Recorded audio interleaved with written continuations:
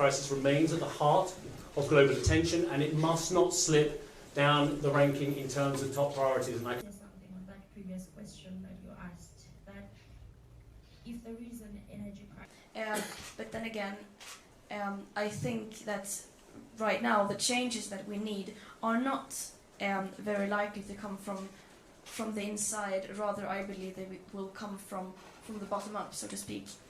Because without public pressure, without massive public pressure from the outside, at least in my experience, these people are going to go as far as they possibly can. As long as they can get away with it, they will continue to invest in fossil fuels. They will continue to throw people under the bus for their own gain. So I believe that the changes we need right now needs to happen on the outside. We need to build and create a critical mass of people who demand change, who demand justice. A crisis and so on. Of course, that's... And it is devastating to continue to see what the climate crisis is doing to communities and doing to children and different mothers across the world. And one specific child that stood out for me is a child that I met with his grandmother in a hospital where cases of severe acute malnutrition are referred for treatment. And I remember meeting the grandmother and her explaining how, it took them long to find the treatment, and by the time they brought, the child to the hospital, he was in a wasted situation as described by the doctors and the nurses, and she was just praying that the child would survive. And I mean, a few hours later, we learned that this child had passed away, and this could have been our preventable death and a preventable crisis. So I feel frustrated too. I don't know what else to say, because the urgency of the crisis is evident and people are dying, and it's like our leaders are playing games and they don't see the challenge that is happening. Meeting of minds. Dr. Fatih Birol is someone I've known for many years, and I've had the privilege of a lot of private conversations with, a lot of public conversations.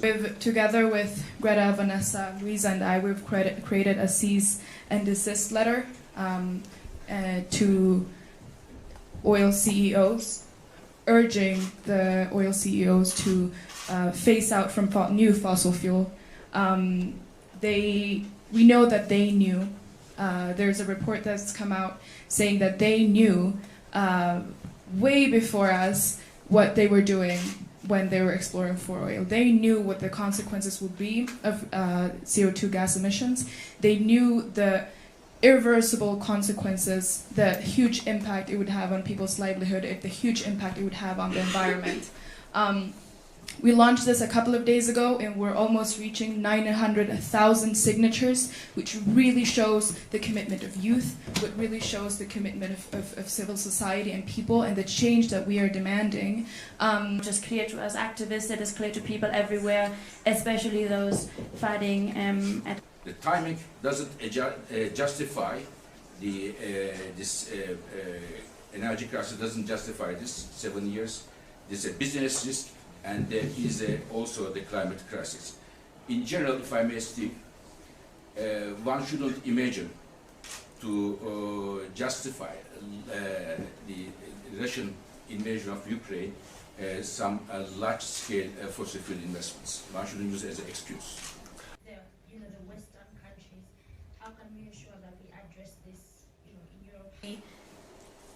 I mean, we need help. Right now, we are still moving in the wrong direction. We are speeding in the wrong direction. The global emissions of greenhouse gases are still increasing.